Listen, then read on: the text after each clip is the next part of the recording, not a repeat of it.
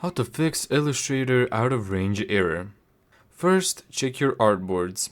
Open the artboards panel and look through all the artboards in the document. Look for abnormally large or narrow artboards. Select each artboard and check its width and height in the properties, just like that. A very large or extremely narrow artboard can trigger the error.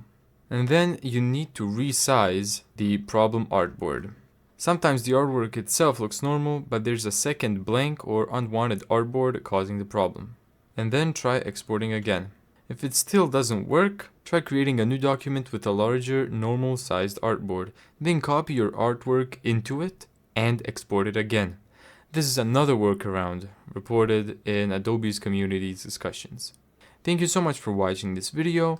If you found this tutorial helpful, make sure to give it a thumbs up and subscribe. And as always, see you in the next video.